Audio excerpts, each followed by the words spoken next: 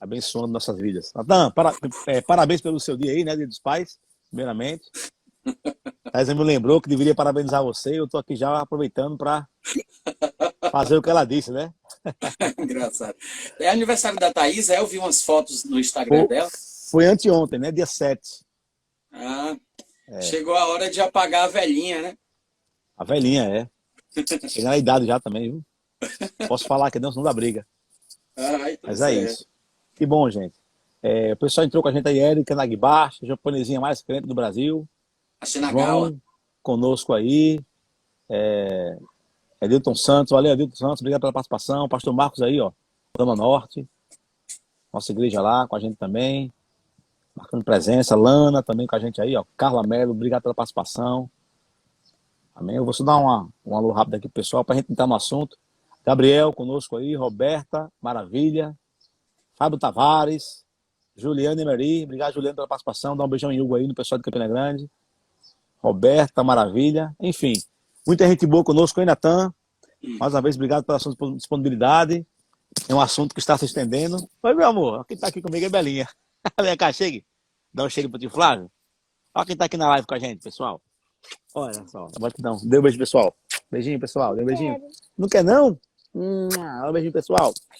Vai para lá, por favor. Viu? Tchau. Quem é essa aí, Flávio? É Isabela, a filha de Jean, meu cunhado. Ah, do Jean? Tu tá na casa do Jean ou tu tá Vim na praia? vim na casa de praia aqui visitar ele hoje. Almoçamos Naquela juntos lá? aqui. Aquela Naquela lá maravilhosa? que você gosta, né?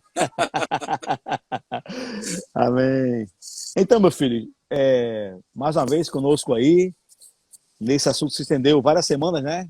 Já é a sexta semana, se não me engano. E para mim está sendo muito bom. O povo também, graças a Deus, o povo está gostando muito. E cada vez está sendo melhor a sua explicação sobre guerra espiritual. Então, já quero passar para você a palavra e fique à vontade, meu irmão. Paramos em Efésios 4, né? Você lembra? Senhor? Paramos em Efésios 4, né? Você estava falando sobre o versículo 17 e diante, né? Exatamente. Mas se Mas quiser começar de outro lugar, fica à vontade. vou recapitular aqui. De praxe, quero citar os dois últimos textos, só para o povo que estava presente, para relembrar, né? E também quem não estava, para pegar de um ponto de partida aí mais, faça mais sentido e tenha um Ok. pouquinho mais de lógica. Dá para me ouvir bem aí, né, Flávio? Dá bem, dá bem. Então tá. O último, não o último texto, mas um dos últimos blocos que a gente estava conversando aqui, né? Eu falei sobre, deixa eu ver, a passagem de... Ah, você está falando de Efésios 4, tá lá na frente.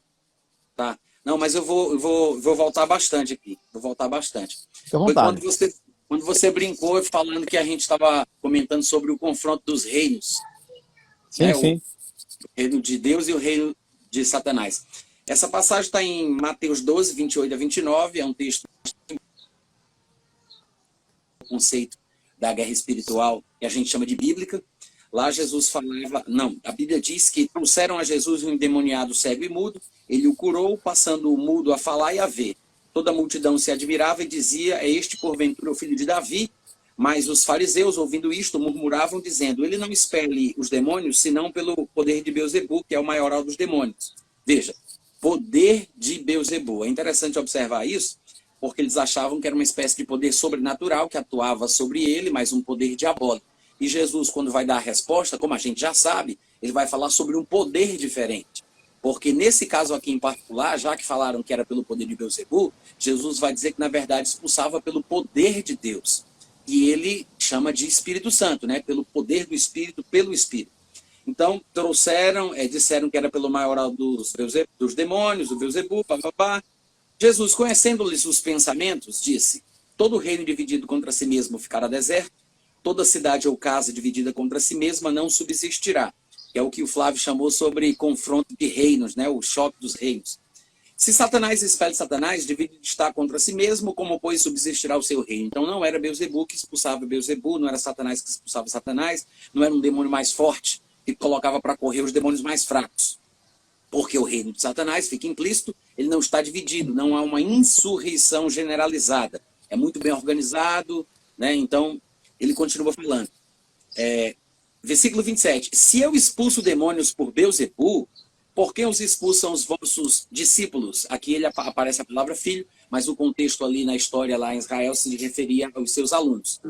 Por isso eles mesmos serão os vossos juízes. Se porém, e é o versículo-chave aqui que eu queria extrair para a gente dar continuidade, se porém eu expulso demônios pelo Espírito de Deus, certamente é chegado o reino de Deus sobre vós. Então Jesus fala que o reino de Deus chegou.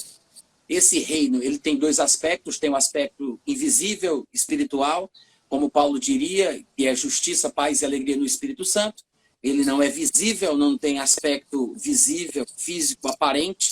É por isso que Jesus disse que nessa fase do reino ele estaria dentro de nós, mas nós sabemos que há uma manifestação física literal que vai se cumprir no milênio, que é o reino milenar do Senhor Jesus Cristo. Então, ele falou que o reino de Deus chegou. Não chegou de forma aparente, mas chegou no seu primeiro aspecto, na sua primeira fase, que é o reino espiritual. Então, ele diz, o reino de Deus está aqui e é por causa disso que eu expulso os demônios. Ele disse, eu expulso os demônios pelo Espírito de Deus. É interessante observar Jesus dizer que expulsa demônios pelo Espírito Santo, porque normalmente a gente lembra que nós temos autoridade para expulsar os demônios pelo nome de Jesus, ou pela fé no nome de Jesus. E Jesus disse, estes sinais seguirão aqueles que crerem. Em meu nome expulsarão demônios. Eu acho que tem duas formas de interpretar esse texto. Nós expulsamos pelo nome de Jesus ou expulsamos pela fé no nome de Jesus, né? Porque ele disse, expulsarão os demônios os que crerem, estes sinais seguirão aqueles que crerem em meu nome, expulsarão demônios. Porque na época de Jesus mesmo, alguns expulsavam no nome de Jesus e não eram necessariamente seguidores de Jesus Cristo. E Jesus não foi contra, embora ele tivesse ensinado os discípulos a estarem com ele para os enviar a pregar e a exercer a autoridade de expelir demônios, estes exorcistas ambulantes, eles não estiveram com Jesus para serem autorizados a expulsar demônios, mas usavam a autoridade do nome de Jesus. Então, a fé no nome funciona mesmo quando a pessoa não é necessariamente um discípulo de Cristo. Isso é interessante observar, porque de repente a pessoa nem vai na igreja, nem recebeu Jesus como Senhor, nem fez a confissão, não fez todo aquele processo que nós evangélicos costumeiramente induzimos as pessoas a passarem por ele. Mas se uma pessoa dessa, que tem um pingo de conhecimento sobre o que o nome de Jesus é capaz de fazer e acredita no nome, pode usar esse nome para expulsar uma assombração que porventura esteja perturbando ela na sua casa. Se ela simplesmente acreditar no nome, embora não tenha sido autorizada, ela pode usar a autoridade do nome de Jesus. E depois ela pode se consertar com Deus, confessar Jesus como Senhor, nascer de novo, mas a pessoa não precisa ter nascido de novo primeiro para que possa usar o nome de Jesus e expulsar os demônios. É isso que eu queria falar. Agora, além de isso ser uma possibilidade real, é interessante que Jesus ele fala e o reino de Deus chegou e que expulsava os demônios pelo Espírito de Deus. Então, é uma coisa mais profunda. Jesus parece alegar uma intimidade com Deus maior, né? E ele ali está como representante do reino de Deus. O Espírito de Deus está sobre ele para que ele possa fazer exatamente aquilo. Então, num caso como esse, por exemplo, nós que nascemos de novo, que somos cheios do Espírito Santo, nós também, à semelhança de Jesus, podemos expulsar demônios. Claro que nós fazemos isso como representantes dele, ou seja, fazemos no nome de Jesus. Eu não estou falando sobre a fórmula mágica de usar o nome de Jesus como uma pessoa do mundo que nem nasceu de novo pode fazer, não. Porque tem gente que usa o nome de Jesus como se fosse uma espécie de pé de coelho, né?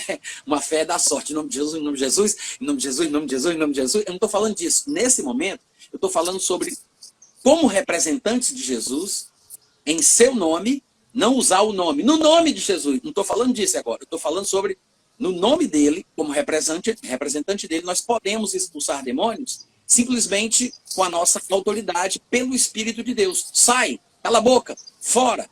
Jesus, quando expulsava os demônios, por exemplo, ele não dizia, em meu nome eu te expulso.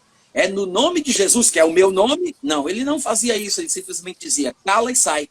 Nós podemos expulsar demônios exatamente da mesma forma, cala e sai, sem necessariamente usar o nome na fala que a gente pronuncia. Embora o que nós fazemos, estamos fazendo porque nascemos de novo, somos cheios do Espírito Santo, nós estamos aqui como representantes de Jesus e é em seu nome que nós fazemos isso.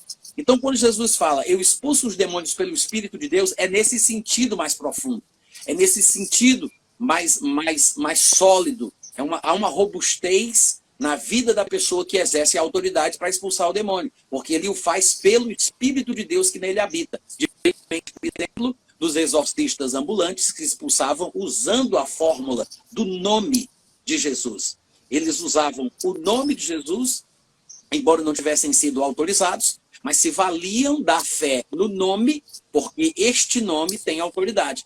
Então, Jesus dizia, olha, por mais que eles não estejam conosco, não sejam discípulos, não estejam me acompanhando, eu duvido que exista uma pessoa que use o meu nome para fazer uma coisa dessa que seja contra mim. Então, Jesus repreende os discípulos por terem repreendido eles. E eu espero que essa repreensão de Jesus sirva para a gente também, porque às vezes nós estamos bem assim, né?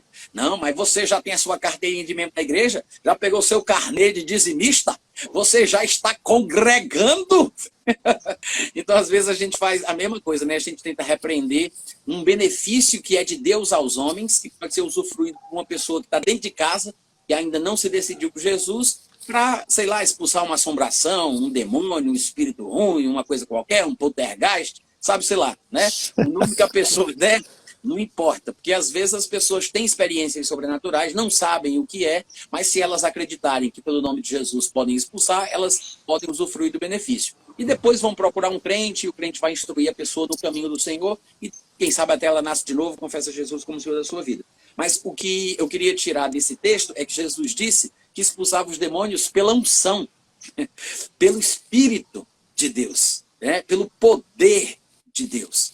Ele falou, eu sei que vocês pensam, o pessoal falou que Jesus expulsava o demônio pelo poder de Satanás, pelo poder de Beelzebul. Aí Jesus disse, não é pelo poder dele, não, é pelo poder de Deus, é pelo Espírito de Deus, pela unção. Amém. É por isso que lá em Lucas capítulo 4, no versículo 18, Jesus disse, o Espírito do Senhor está sobre mim, porque ele me ungiu para proclamar libertação aos cativos e para pôr... É claro que eu estou pulando aqui algumas coisas, né? Eu estou fazendo isso de propósito. Ele diz, o Espírito do Senhor está sobre mim, porque me ungiu para proclamar libertação aos cativos e para pôr em liberdade os oprimidos. Ele disse, eu fui ungido para libertar, eu fui ungido para pôr em liberdade. Libertar e pôr em liberdade é praticamente a mesma coisa. Ele diz, proclamar libertação aos cativos e pôr em liberdade os oprimidos. Então, fica bem claro que a opressão é uma prisão diabólica, da qual Jesus Cristo veio libertar os homens. E nós, como representantes de Jesus, em seu nome, no seu Espírito, podemos fazer exatamente a mesma coisa. Então, pelo Espírito de Deus, Jesus Cristo libertava os opressos. A opressão, por que eu estou falando isso? Porque sempre se fala sobre o ministério de libertação. São coisas que estão muito ligadas, né? A ideia da guerra espiritual, a cura interior e o ministério da libertação. São coisas que estão ligadas umas às outras. O único problema é que as pessoas não baseiam-se na Bíblia, não se fundamentam realmente no texto do Novo Testamento para ministrar a libertação como convém. Ah, Natan, você acredita no ministério de libertação? Mas é claro. Jesus Cristo, ele disse, eu fui ungido pelo Espírito Santo para pôr em liberdade, para proclamar libertação. Então, o ministério da libertação é bíblico. É uma coisa que todo aquele que está no reino de Deus há de fazer quando entrar em confronto com o reino das trevas. De Jesus para frente, isso agora deve ser uma coisa muito normal. Que é por isso que Jesus disse que o reino de Deus tinha chegado e era por isso que ele estava pondo o diabo para correr. Porque até então, isso não era uma coisa muito comum, ninguém conhecia. É por isso que quando Jesus expulsa aquele demônio, lá em Marcos 1, o povo reconhece que é uma doutrina nova, é uma característica do Novo Testamento. A autoridade sobre os demônios e a capacidade de expulsá-los pelo poder de Deus é uma doutrina neotestamentária. Então, existe o ministério da libertação, pela unção, pelo poder de Deus. Quem nasceu de novo pode fazer isso em favor de outras pessoas. E os próprios discípulos ficaram surpresos quando eles saíam, por exemplo, de 2 em 2, e tinham a experiência de que os demônios se lhes submetiam pelo nome de Jesus. E nós temos um texto interessante sobre isso em Lucas, capítulo 10, a partir do versículo 17. E normalmente a gente cita, eu já fiz isso aqui, Flávio também, a gente cita o versículo 19, que fala que toda autoridade vos foi dada, para pisar de serpentes e escorpiões, sobre todo o poder do inimigo, nada absolutamente vos causará dano algum. Mas o contexto está falando sobre expulsão de demônios, sobre você colocar os bichos para correr. exatamente isso que Jesus fez e ele quis que os seus seguidores fizessem. No versículo 17 diz que quando os 70 regressaram, vieram possuídos de alegria, dizendo: Senhor, os próprios demônios se nos submetem pelo teu nome. Mas Jesus lhes disse: eu via Satanás caindo do céu como um relâmpago. Eu não sei se vocês têm uma versão melhor do que a minha coloca relâmpago. Relâmpago talvez não seja a melhor palavra, porque relâmpago é aquela luz que sai de uma nuvem para nuvem. Na verdade, se Jesus está falando sobre cair, a palavra correta deveria ser raio, que é aquela luz que vai do céu para a terra ou da terra para o céu, né? Tem um movimento vertical. Relâmpago não, é horizontal de uma nuvem para outra. Então, se alguém tiver uma versão raio, provavelmente a sua versão é melhor do que a minha. Ele diz: eu via Satanás caindo do céu como um raio. Eis aí vos dei autoridade para pisar de serpentes e escorpiões e sobre todo o poder do inimigo, e nada absolutamente vos causará dano. O contexto fala sobre exorção, exorcizar, né? Jesus está falando que os discípulos expulsaram demônios, não deles, mas de outras pessoas. Então Jesus está falando sobre o ministério da libertação, exatamente como ele havia sido ungido pelo Espírito Santo para pôr em liberdade os oprimidos e proclamar libertação aos cativos. Os discípulos agora também estavam libertando e trazendo para as pessoas o que Jesus Cristo também veio trazer. Jesus estava falando sobre autoridade para libertar outros, e não para se libertar, mas para libertar outros. E nesse processo, Jesus diz: eu dei autoridade a vocês para expulsar os demônios de outras pessoas. A gente pode colocar assim, sem medo de errar. O contexto é esse. E a gente sempre fala, quando está discutindo sobre essa questão de guerra espiritual, a gente fala sobre o medo da retaliação, né? Eu vou entrar no ministério de libertação, eu vou batalhar contra os demônios, eu vou fazer guerra espiritual, eu preciso estar preparado porque tem a retaliação. Olha, eu sempre digo que depende do que a pessoa quer dizer com isso.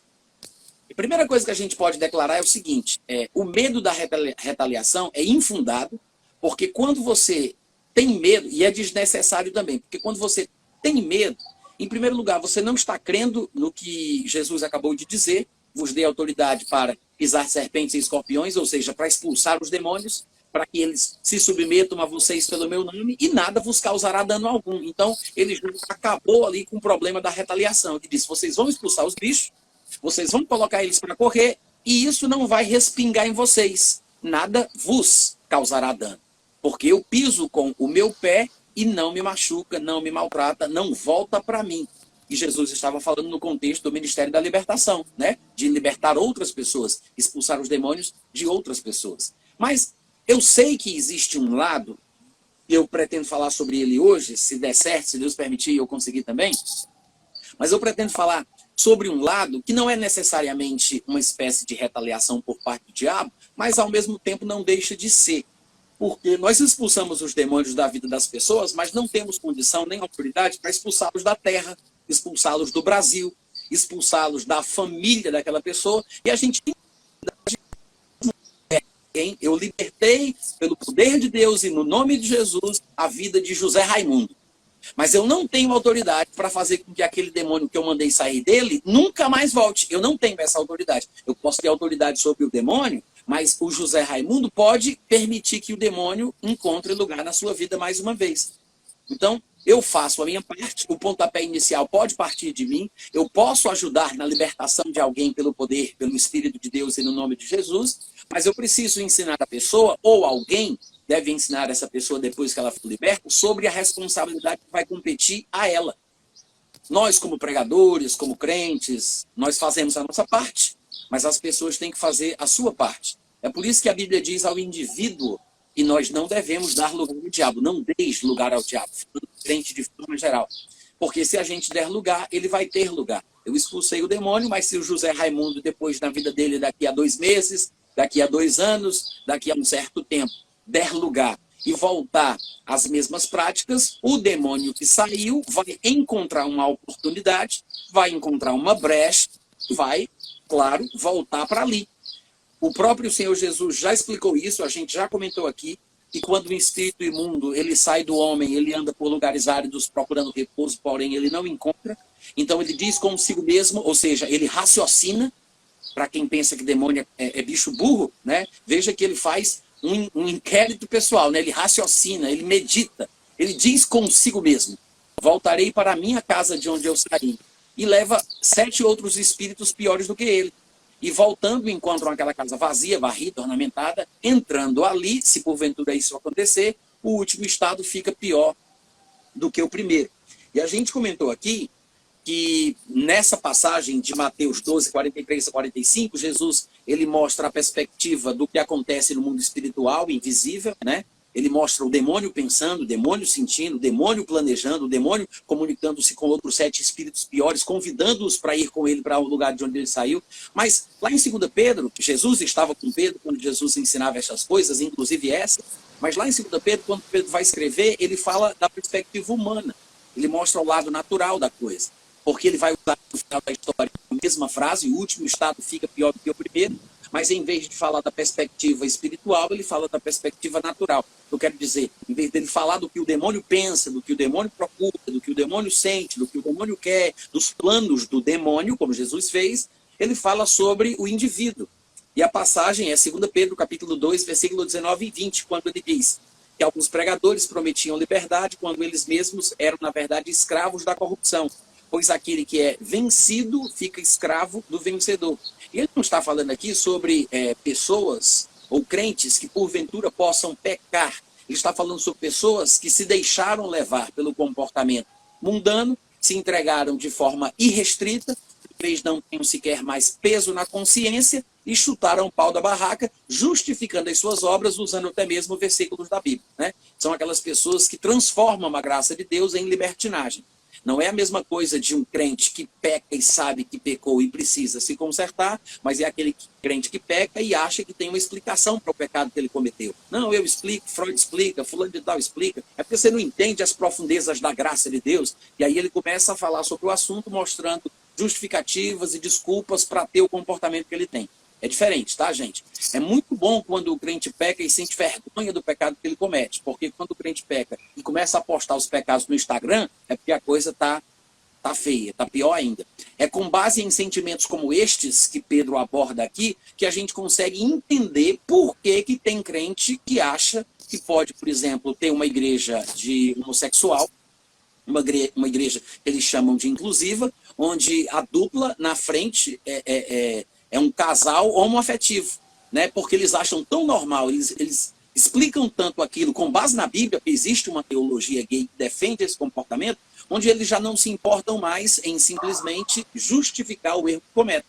Eles foram vencidos e ficaram escravos do vencedor. No caso aí, as contaminações, as corrupções, os desejos, as inclinações da carne. Então, essa é a diferença, tá? Então, ele vem falando aqui e ele diz: eles mesmos são escravos da corrupção, pois aquele que é vencido fica escravo do vencedor. Então ele mostra, ele deixa subentendido que há uma luta, há uma guerra, que é por isso que ele fala sobre alguém ser vencido e ficar escravo do vencedor. Ele está falando sobre prisioneiros de guerra, né? Ele vai ficar cativo, ele vai ser refém, é um prisioneiro de guerra. A luta foi combatida, o combate foi combatido, a guerra foi feita, venceu, o vencedor venceu, então o que perdeu a batalha se torna escravo de guerra, prisioneiro de guerra, e ele fica escravo do vencedor. Portanto, se depois de terem escapado das contaminações do mundo mediante o conhecimento do Senhor e Salvador Jesus Cristo, ele está falando sobre pessoas que realmente, genuinamente nasceram de novo, se deixam enredar de novo. Veja então que a responsabilidade é individual. Ele fala, a pessoa se deixa,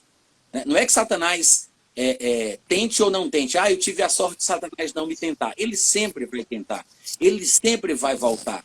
Lá em Lucas capítulo 4, versículo 13, está escrito: passadas que foram todas as tentações de toda sorte, apartou-se de Jesus o diabo até uma ocasião oportuna. Então, quando surge a oportunidade, e quem decide se a ocasião é oportuna ou não é aquele que se afastou da pessoa, né? Satanás se afastou de Jesus até quando? Até uma ocasião oportuna. Então não é Deus que vai decidir. Eu acho que esse momento é oportuno, Satanás. Pega ele. Pega. Não é Deus que vai decidir. É Satanás, que é o tentador, que se afasta e vai decidir quando se aproximar novamente. Se afastou até uma nova oportunidade. Então, Satanás, ele volta e tenta mais uma vez. Agora, não é porque Satanás me tenta, não é porque ele volta, não é porque existe um momento de pressão que a pessoa tenha que ceder, né? Então, aqui ele fala sobre se deixar enredar de novo e ser vencido. a pessoa ceder, mas de uma forma tal que ela acaba entregando os pontos. Ela se rende. Ela não continua na batalha, ela não continua firme, ela não Resistindo, né? continua resistindo. E mesmo que ceda, por exemplo, numa tentação pontual, cometa um pecado de forma consciente, a pessoa que reconhece o erro, confessa que errou, ela sabe que está errado e luta contra aquilo de forma consciente, ela não entregou os pontos, ela não foi vencida. Quando a Bíblia fala aqui sobre ser vencido, não está falando sobre a pessoa ter cometido um pecado, mas está falando sobre ter entregue os pontos e se tornar escravo do vencedor. É quando você vira prisioneiro de guerra, você entregou os pontos, né? Você abandonou a fé, você já não está mais nem sequer usufruindo do benefício da condenação. Porque a condenação é uma coisa boa para o crente que peca. Porque quando ele peca, o coração pesa, a consciência pesa. E esse sentimento de condenação e de acusação, contra o qual muita gente está pregando hoje em dia, né, infelizmente, mas a condenação é uma coisa boa. Então, há um benefício em você se sentir mal quando você faz uma coisa errada. Então, eu estou falando aqui sobre a pessoa que já não usufrui nem do benefício da condenação. Ela chuta o pau da barraca, ela se entrega. É isso aqui que a Bíblia está falando. Quando a pessoa se deixa enredar de novo e é vencida. Quando ela é vencida, ela se tornou escrava do vencedor, virou prisioneiro de guerra.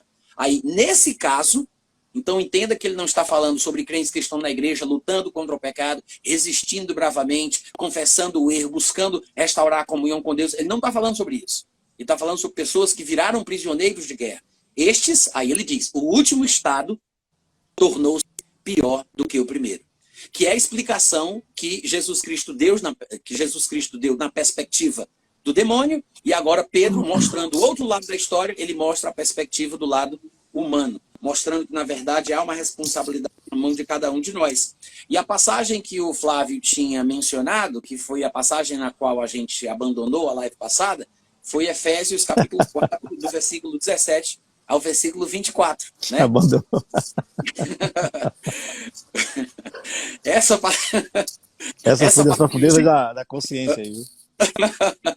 Essa passagem de Efésios capítulo 4, ela mostra ali subjetivamente como é que é o processo, né? Esse processo que não acontece da noite para o dia, não é de quinta para sexta, nem de sábado para domingo, é uma coisa que é ao longo de um tempo, é uma coisa que vai evoluindo, que vai ganhando espaço, vai tomando conta da pessoa, que vai acontecendo, né? Até chegar um momento em que a pessoa se torna totalmente insensível e, como eu gosto de dizer, chuta o pau da barraca, já não quer mais saber de nada, né? E vai-se embora para fazer todo tipo de coisa que não deveria e que sabia que estava errado.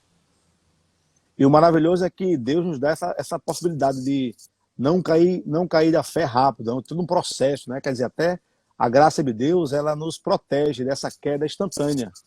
Claro que existe cada extremo de negar Cristo, mas quando o indivíduo chega nesse ponto, já é alimentando muitas outras coisas ruins na sua vida como pecado, mas essa possibilidade que Deus nos dá de não cair rápido, de ser todo um processo, é uma operação da graça de Deus, nos dando a chance de fazer um exame de consciência sempre, e voltar para o caminho, né? Permanecer firme. Isso é maravilhoso também.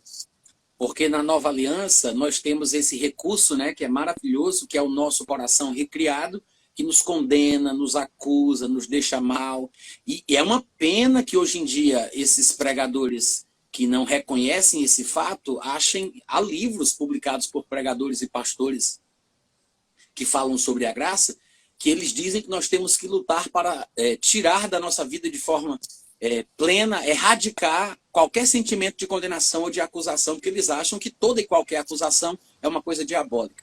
Mal sabem eles que é um mecanismo divino para que nós possamos preservar a nossa vida a longo prazo. Né? A longo prazo. Porque enquanto durar a condenação do nosso coração, é um sinal de que nós estamos bem.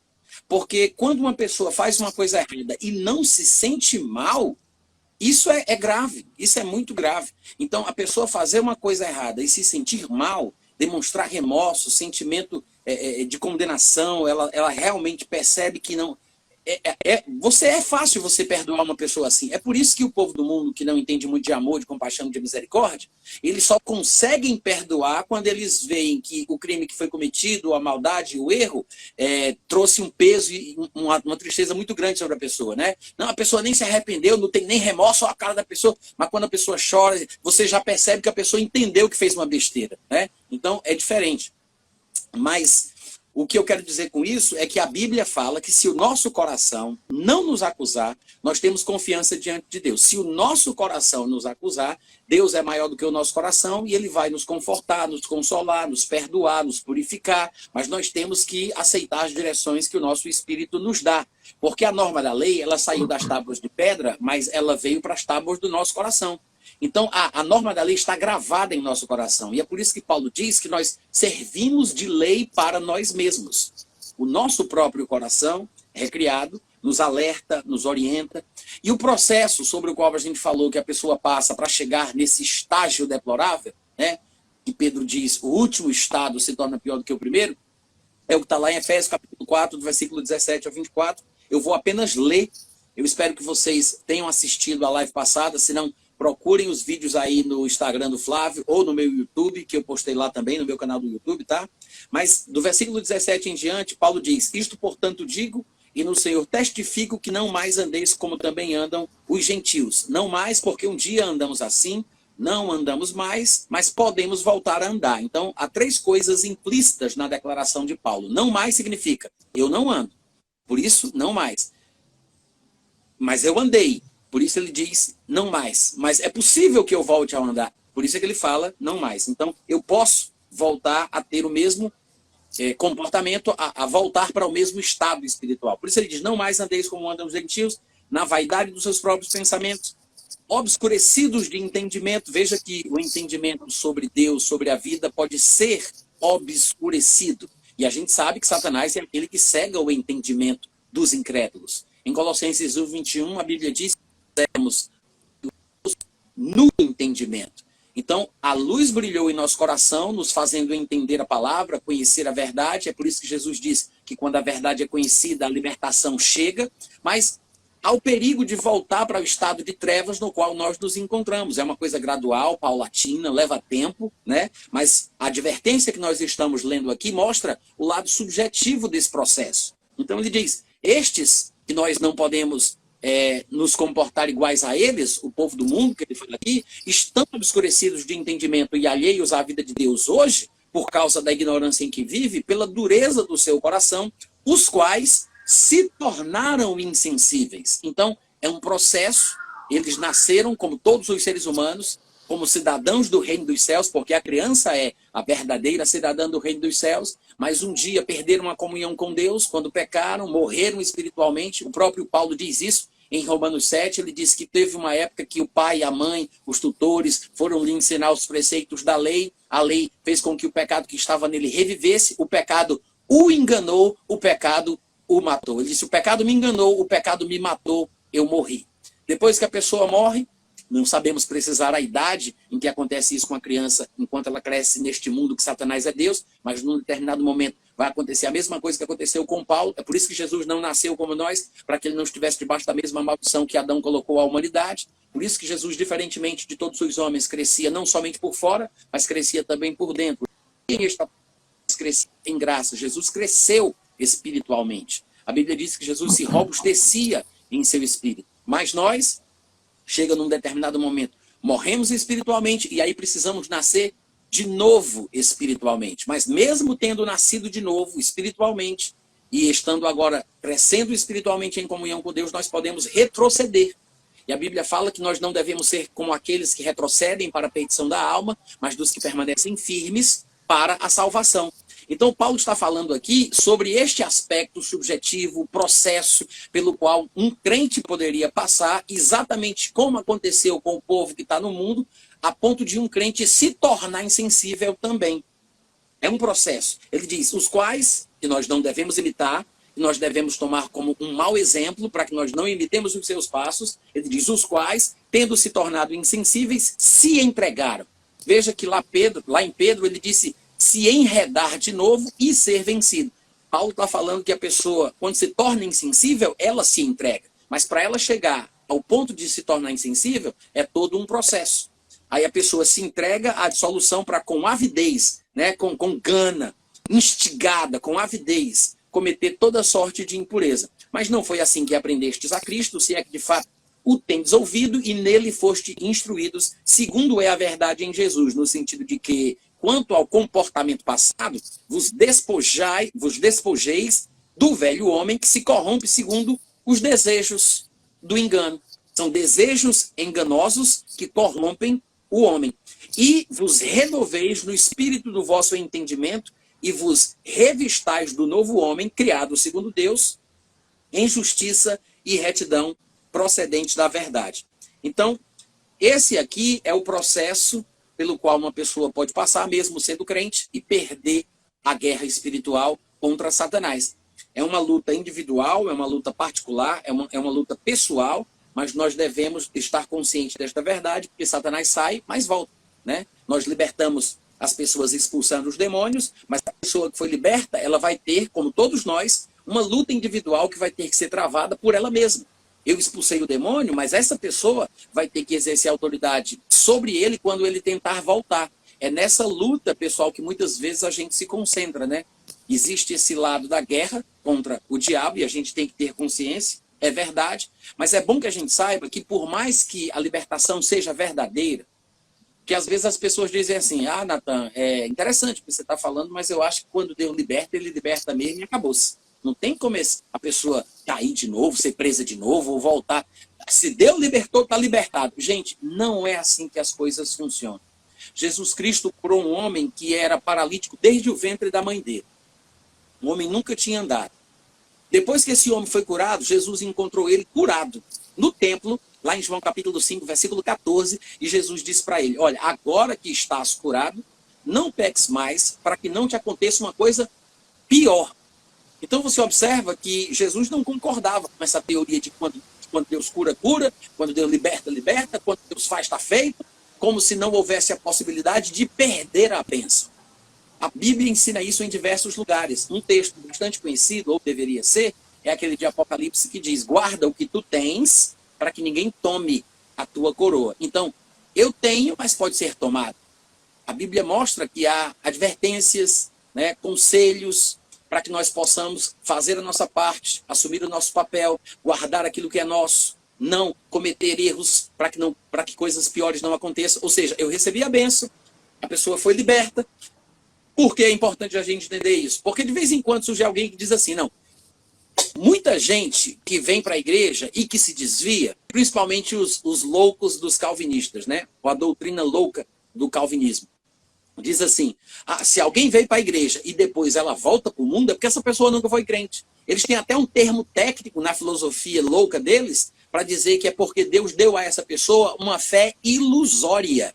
É uma graça evanescente, né? É uma coisa que vai sumindo, se esvaindo. Por quê? Porque Deus, ele coloca isso na pessoa para ela pensar que é eleita, mas depois que Deus retirar, ela vai ver que não é. É ridículo isso, gente. Deus é enganador, né? É Deus está ridículo. enganando as pessoas. Mas é exatamente isso o que a filosofia calvinista diz, de tão diabólica que ela é, para você ter uma ideia. Então, na verdade, irmãos, não é que a pessoa que estava na igreja que se afastou, não é porque não fosse eleita, que, como diz essa loucura filosófica, né, que o pessoal pensa que tem alguma coisa a ver com o cristianismo. Não é por causa disso. É porque a pessoa que foi liberta pelo conhecimento do Senhor e Salvador Jesus Cristo, como 2 Pedro fala, é porque a pessoa que nasceu de novo, se deixou enredar de novo, se entregou à dissolução, se tornou insensível e perdeu a bênção. É possível uma pessoa receber uma bênção de Deus e depois acontecer uma coisa pior? Ué, e Jesus não disse exatamente isso? Lá em João capítulo 5, versículo 14, não foi exatamente o que Jesus disse? Agora que estás curado, agora que estás liberto, agora que fostes abençoado, agora que Deus te... Seja lá o que você quiser falar, agora que estás curado, não peque mais para que não te aconteça coisa pior. É possível sim, gente. Então é aí onde entra o processo da luta espiritual e individual. Quanto tempo a gente tem aí, Flávio? Temos aí uns 15 minutos mais ou menos. Até aproveitando aqui essa Manda brasa. sua deixa aí, eu queria só explicar uma coisa rápida. Natan acredita como eu quero até que ele comente um pouco depois que eu fizer um breve comentário a respeito do que eu vou falar agora. Há uma diferença muito grande entre sentir condenação porque você pecou e você ter consciência do pecado, e viver debaixo de condenação por não ter conhecimento do amor e do perdão de Deus. A diferença é grande. Uma coisa é você conscientemente pecar e saber que pecou porque o seu coração lhe condena e foi uma bênção. Outra coisa é você viver debaixo de condenação, pedindo perdão por tudo, por pecados conscientes e inconscientes, segundo o pessoal mesmo diz, né? Toda hora que vai orar, falar, Deus, perdão, já quero começar pedindo perdão pelos pecados. Não é isso que Natan está ensinando aqui, só para não ficar o pessoal pensar que a gente está ensinando o crente a viver debaixo de condenação sempre por ignorar o amor e o perdão de Deus. Não é isso. São condenações pontuais que você sente e que é muito saudável por você cometer pecado e saber que pecou quando você peca. Não é assim, Natan? Exatamente isso. Até porque é o que a Bíblia ensina, né? 1 João 3,21, Romanos capítulo 2, ali nos versículos que falam sobre a consciência que nos acusa ou nos defende, isso. Que nós servimos de lei para nós mesmos, porque a norma da lei está gravada no nosso coração. Há muitos lugares que ensinam isso. Então, na verdade, é mais ou menos assim. A bênção do medo, por exemplo. Muita gente também é mais ou menos a mesma coisa. Muita gente acha que a gente não pode ter medo de jeito nenhum. E medo é uma coisa ruim. Deus não me deu espírito de medo. Eu não posso ter medo. Mas o medo, gente, é um recurso concebido de autopreservação da espécie. Existe uma coisa dentro do meu cérebro chamado amígdalas, que é justamente é uma coisa no cérebro primitivo, né? Não é no córtex cerebral, na parte inteligente, pensante, consciente, que analisa, decide, mas é a parte instintiva, no cérebro primitivo, que me faz temer para que eu possa me preservar. Por exemplo, por que eu não morro eletrocutado? Porque eu tenho medo de energia elétrica, eu não coloco o dedo na tomada. Por que eu não morro afogado? Porque eu tenho medo da corrente, eu tenho cautela. Por que eu não atravesso uma pista, uma avenida movimentada de carro? Porque eu tenho medo de ser atropelado. Então, o medo é uma coisa boa. Existe um medo que é considerado pela Bíblia, por exemplo, como santo. É um medo sagrado, divino, que a Bíblia chama de santo temor. É a mesma palavra. Eu sei que tem gente que vai procurar no original e vai dizer, não, eu acho que são palavras gregas diferentes. Não, é a mesma palavra. A palavra é phobos, de onde vem fobia. A única coisa que faz com que a fobia, o phobos, o medo, seja bom ou ruim é o contexto. Se for um santo temor, é um temor bom. Se prudente, for um temor... né? Oi? Prudente, né? Um medo com prudência, né? Claro, divino, sagrado, concedido por Deus, né? E é por isso que é chamado de santo temor, que é separado, é uma coisa especial. E não aquele temor paralisante, diabólico, aquela coisa opressora. É diferente. A Bíblia diz que Jesus incentivava os seus discípulos a terem medo. Ele disse, não tenham medo, é a mesma palavra grega, depois vocês podem pesquisar aí no dispositivo eletrônico de vocês. Ele diz, não temam aqueles que matam o corpo e depois não podem fazer mais nada. Vou dizer a quem vocês têm que temer. Vocês devem ter medo é de Deus, que além de matar o corpo, ele ainda lança no inferno. Ou seja, Jesus estava ali incentivando os discípulos a terem o que nós chamamos, o que a Bíblia chama em diversos lugares de santo temor. Então, há um temor santo, sagrado, divino, especial, né, reverente e tudo mais. Agora, da mesma forma, essa condenação é uma condenação bíblica, é uma condenação saudável, é uma condenação que nos mostra que estamos bem. Por exemplo, se eu tivesse lepra, hanseníase, e eu tivesse sendo atacado aqui no meu cotovelo, tá? Então, estou com lepra aqui no cotovelo, eu não tenho sensibilidade no cotovelo. Isso quer dizer o seguinte, se eu encostar o meu cotovelo numa panela quente, eu não vou sentir. Não vai me ferir, não vai me machucar, né? Pode parecer uma coisa boa, mas é muito ruim. Porque pelo fato de não sentir uma dor momentânea, eu vou conseguir um prejuízo permanente. Porque a queimadura que vai acontecer na minha pele, porque eu não tenho sensibilidade para sentir a dor, vai ser uma coisa muito, muito ruim. Então, essa capacidade de sentir dor, embora que a dor seja associada a uma coisa ruim, como o medo, a condenação, etc. e tal, né? Para a gente entender o paralelo, a parábola que eu estou contando aqui. Então, por mais que a dor seja associada a uma coisa ruim, veja que tem um aspecto bom, positivo da dor, que na verdade me ajuda a manter a minha vida. Porque sem a dor, eu posso morrer mais fácil, eu posso me prejudicar de forma mais grave. É por causa da dor que eu tiro o meu braço, imediatamente eu sinto o calor, né? A minha sensibilidade, né? Minha sensibilidade, que é um dos meus sentidos, eu acho que se chama de termocepção. Eu não me lembro agora, existem vários sentidos no corpo humano, a gente conhece apenas 5, né? Visão, audição, tato, paladar e olfato, mas tem um que é essa sensibilidade, que são tipo sensores na nossa pele, que nos fazem perceber o calor, a temperatura, que pode nos trazer algum tipo de prejuízo. Então, a dor é uma coisa boa. A lepra, por mais que elimine a dor momentânea, é, na verdade, uma anomalia, é uma doença, é uma praga, é uma coisa ruim. Da mesma forma, se você não se sentir condenado quando você faz uma coisa errada, se você não se sentir mal, se a sua consciência não pesar, aí sim você também estará doente. Alguma coisa errada está acontecendo. É nesse sentido que a gente fala que a Bíblia ensina a bênção da condenação, a bênção do peso da consciência, para que você possa, então, se consertar. Né? Porque existem momentos e momentos na vida do crente. Todo crente está sujeito a cometer pecados. No capítulo 1 de 1 João, ele fala, olha, eu escrevi coisas aqui para que vocês não pequem. Mas se vocês pecarem, ou seja, ele encara a realidade e ele fala da vida como ela é. Ele não fica tentando tapar o sol com a peneira. Ele não fica fingindo que os problemas não existem. Ele diz que quer que não pequem. Ele diz coisas para que eles não pequem. Ele os instrui para viver uma vida de santidade, mas diz, todavia, se alguém pecar, e aí ele traz a remediação. É melhor prevenir do que remediar, mas quando a pessoa precisa do remédio, é preciso colocar o remédio. Então, João é muito consciente desta verdade, a Bíblia é muito clara, ela mostra que não há qualquer tipo de pecado que eu possa cometer que vá me afastar de Deus, então eu sei que sempre tem esperança enquanto eu tiver consciência dos meus pecados. Enquanto eu cometer um pecado e eu souber que eu estou errado, e o meu coração pesar, e eu me sentir mal, e eu confessar aquilo, buscar perdão, me arrepender, etc e tal, ainda tem jeito. Quando um crente chega num estágio tal, e a gente está falando sobre esse processo aqui nessa live, né? O processo de degradação a ponto da pessoa de pegar a insensibilidade tal que ela se torna prisioneiro de guerra de Satanás, ela fica vencida pelo vencedor e o último estado dela se torna pior do que o primeiro. Obviamente que numa condição como essa, é possível que a pessoa tenha perdido a sua salvação. É possível perdê-la? Não é fácil, não é da noite para o dia, mas é possível acontecer. Então, a gente está falando do extremo. Mas antes de chegar no extremo, nós temos a bênção da condenação, da acusação, estes recursos da consciência pesar. E é por isso que a gente tem que lembrar que isso é muito importante na nossa caminhada cristã. Eu fiz só essa abertura porque às vezes a gente fala uma coisa numa live, o pessoal sai falando que a gente não ensinou, né? É verdade. Então, a proposta não é dizer que o crente tem que viver debaixo de condenação 24 horas, com aquelas práticas religiosas quando vai orar, ó Deus, queremos logo te pedir perdão pelos pecados, conscientes e inconscientes, se eu errei, se eu não errei, eu não sei. Não existe pecado inconsciente. Todo pecado é consciente. Quando você erra, você sabe que errou. Então, não é viver debaixo de condenação por não conhecer o perdão e a justiça, mas é sentir condenações pontuais quando se peca. Porque João diz lá, 1 João, que quem anda na luz também peca.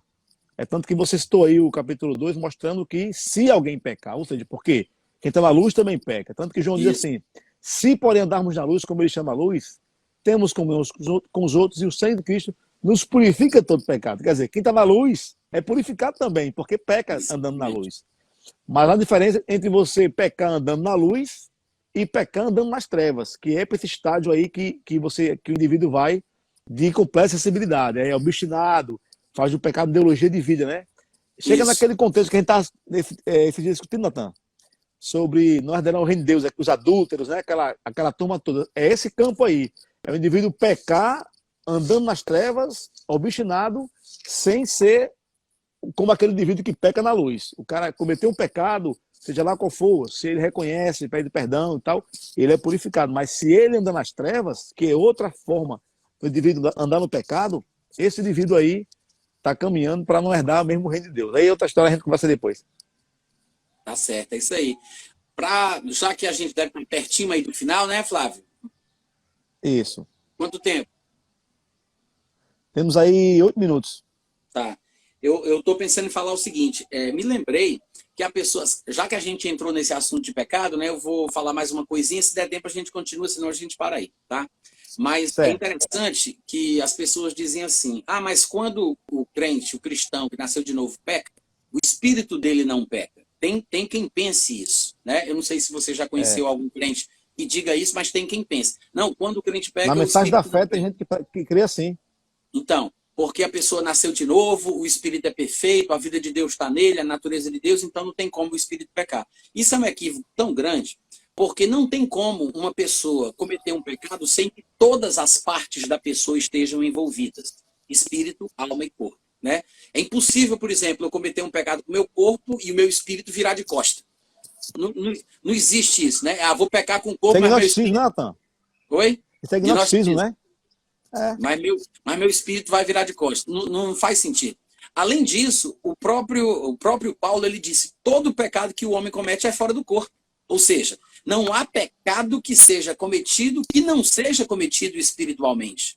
Por quê? Porque é no coração, é no espírito que a gente decide todo tipo de coisa que a gente chama de pecado. Claro que existem pecados que precisam do corpo. Aquele que se prostitui, por exemplo, ele peca contra o próprio corpo. Mas mesmo quando a pessoa peca se masturbando, vendo pornografia, se prostituindo ou fazendo alguma coisa com o corpo, mesmo assim não tem como eu usar o corpo para cometer uma prática pecaminosa sem que eu tenha pecado no meu coração primeiro. Por quê? Porque decidir pecar é pecado. Decidir pecar é pecado. Então, quando a pessoa peca, não tem como ela não pecar no espírito, na alma e no corpo. Não existe esse negócio de dizer, o espírito não peca. Isso é uma tolice, gente, é ingenuidade, não tem base bíblica. Então é bom entender que o pecado é uma coisa completa. O pecado na terra é uma coisa espiritual, né? Sim. Agora você imagina o indivíduo pecar, aí o cara chega assim, rapaz, você pecou? Não pequei não, quem pecou foi minha alma. Rapaz, parece até aquela fuga de Adão, quando pecou, ficou jogando a culpa para os outros, né? Quando você peca, quem peca é você, e você é um ser espiritual, você não é uma alma. Exatamente. Então, não tem como o indivíduo dizer assim, você pecou? Não, foi minha alma que pecou. Não, chama o bicho pelo nome, né? Você cometeu o pecado. O pecado é integral, né? Exatamente. Só para deixar os pingos nos is, né? Já que existe tanta ideia no meio evangélico e a gente conhece algumas coisas assim, é bom a gente... No meio da fé também o pessoal pensa isso. Algumas pessoas falam que quando o indivíduo peca, não é o espírito que peca, é a alma que peca, é o corpo que peca. E é errado. Já vi pregadores da fé falando isso, né? Exato. É por isso que eu falei isso aí. Mas é isso mesmo, é isso mesmo. A Bíblia é muito clara. É claro que a gente tem que ir mudando a nossa forma de pensar para adequar no padrão da Bíblia, né? A gente diz que ama tanto a palavra, mas não percebe que ainda segue a cartilha dos pregadores que a gente ouve ou da denominação que a gente faz parte. A Bíblia ela tem que ter a prioridade e as terminologias da Bíblia, o palavreado da Bíblia, os conceitos da Bíblia devem prevalecer. E é por isso que a gente vai mudando aos poucos, aprendendo, abrindo mão de certas ideias, para ficar cada vez mais bíblico, né? Quanto mais bíblico, melhor. Então, fala um pouco dos seus livros aí, se tiver para vender aí. Tem divulgar sim. seus livros. Fale aí um pouquinho. Pessoal, só para falar para vocês, a gente não vai continuar a live na sequência. Segundo, porque eu acho que o segundo prato de comida não tem o mesmo sabor que o primeiro. Geralmente, a segunda live nunca fica com o mesmo engajamento da primeira. Então, é melhor ficar gostando de Quero Mais, para a gente poder, no próximo domingo, continuar. Eu não sei se o Natan vai poder ficar sempre com a gente. Eu tenho gostado muito. Tenho gostado demais. Eu tenho gostado muito da sua participação com a gente aqui domingo, Natan. O pessoal tem gostado demais. E para mim, fique certo que é uma honra ter você sempre que você quiser estar conosco. Seja domingo que vem, o próximo, e assim por diante. Eu quero Já fazer... sei que não ficou fechado ainda. Eu quero fazer aí nessa casa aí, viu, Flávio? Quero fazer aí nessa casa. É, né? Verdade. Pois é. Mas é isso, viu, Natan? Você tem a porta aberta aqui, queridão. Obrigado mesmo. E vamos fazer, pessoal, próximo domingo essa live de novo aí sobre guerra espiritual. O assunto está muito bom. Essas repetições que Natan sempre traz para nós, elas são fundamentais e são bíblicas. Paulo fala que a segurança para nós ouvir as mesmas coisas. Então, eu fico muito também feliz quando ele repete, retoma o assunto, faz essa explanação. E eu venho por outra perspectiva, né? Não sei se tu percebe. Exato, claro, nunca a mesma coisa, né? Sempre é de uma forma diferente e tem sido muito bom mesmo. Então, vamos lá. Fala teus livros aí pro pessoal. Meus livros, gente, no meu site, natanrufino.com.br, tá? Fala à vontade. Tá? Temos 5 minutos ainda aqui. Tá. Então, quem tiver interesse, entra no meu site, procura lá, tem muito livro, muita coisa, tá? Abençoar vocês em nome de Jesus. E qualquer coisa, vai lá no meu canal do YouTube. Eu tenho muito vídeo por lá, tenho postado muita coisa, tenho feito muitas lives e eu tenho certeza que você vai gostar muito. É Natan Rufino, encontrou o canal, se inscreve e pronto. O Natan, gente, nós temos um tempo bom ainda, Natan.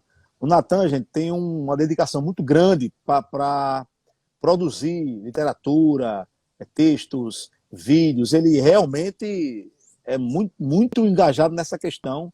Então, no site dele você vai encontrar muitas coisas legais. No site dele, assuntos polêmicos que pouca gente entra para conversar, para discorrer. E você vê, né? No site dele tem muita coisa legal mesmo. Ele tem um canal no Telegram chamado Natan Rufino também. Você pode entrar lá e ser ensinado lá também. Eu criei um canal esse dia, viu, Natan? É Pastor você Flávio mandou para mim, né, Discipulando, vou mandar para você entrar lá. Tá legal lá. E, gente, só para fazer aqui um merchanzinho, baixem o Telegram. O Telegram é a melhor invenção depois da internet. O WhatsApp na frente do Telegram é um lixo. Vocês não estão duvidando? Bota lá no YouTube lá, WhatsApp versus Telegram. E você vai ver que o Telegram é muito melhor que o WhatsApp. Baixem e vocês vão realmente ser abençoados com todo o conteúdo que o Natan tem aí e que eu também tenho para mostrar no Telegram. Natan, isso mesmo. Meu filho, pode fazer as considerações finais aí. Temos aí 2 minutos ainda. Tá um tempo bom ainda, viu? Pode ficar à vontade. Não, é bom assim, terminar com folga, com sombra mesmo, do que nos aperreios, na agonia. Flávio, quando é que tu volta para Natal? Eu vou para Natal agora, que eu vou para um culto tocar numa igreja ali, que é uma igreja parceira. Tá. E eu vou fazer o louvor lá com o pessoal. Não na nossa igreja. Mas tu ficou aí na praia só o final de semana? Não, eu vim só hoje aqui. Eu vim só almoçar com o Jean, que ele é papai, a gente veio fazer aqui uma homenagem a ele. E estou voltando para o Natal agora, não estou aqui passando os dias, não. Show de bola. Eu acho que no final do ano eu vou lá para o Jonas, viu? Vou levar a pranchinha, vou ficar lá com a Ana, o pessoal. Final do ano. Esse ano com eles, aí eu vou te fazer contato contigo. Amém. Vamos sim. Tá? Se quiser combinar alguma coisa no período, tu se organiza, porque no final daquele período da passagem do ano ali, se Deus quiser, eu vou para lá. Você estando aqui, meu filho, você manda para ele e manda saltar. Você não culpa não, viu? Eu não entendi, não. Você estando aqui, você manda para ele e manda saltar. Você aqui é policial federal, viu? Tranquilo. Tá bom? Pessoal, valeu. Obrigado pela participação de todos aí. Não vou poder cumprimentar cada um, mas muito obrigado a todos que entraram aqui na live, que prestigiaram. Muito obrigado mesmo. Vocês são maravilhosos e têm participado. Muitas perguntas, pessoal, mas a gente não pode responder para não perder o raciocínio, mas vamos aí separar um dia só para responder pergunta. Então você vai poder fazer sua pergunta. Quando a gente terminar, no próximo domingo, aí no outro a gente faz só pergunta e resposta. Pergunta e resposta. Aí guarda a pergunta aí, prepare o seu coração, porque o negócio é quente, viu? Então um beijo para vocês. Natan, dá um beijo no pessoal. Vou encerrar aqui a live. Vai com Jesus. Pode dar um beijo no pessoal aí, falta um minuto ainda. Pronto, gente. Então, pessoal, um beijo para vocês. Pode perguntar qualquer coisa que vocês quiserem, porque se eu não souber, o Flávio responde. Galera, então um beijo para vocês aí. Tamo junto. Domingo que vem, nesse mesmo lugar aqui, Guerra Espiritual Bíblica, parte 7. Valeu? Beijo para vocês. Tamo junto. Valeu. É bem 8, viu, Flávio? É bem 8, né? Perdi as contas aí. Vamos embora. Um beijão. Tchau.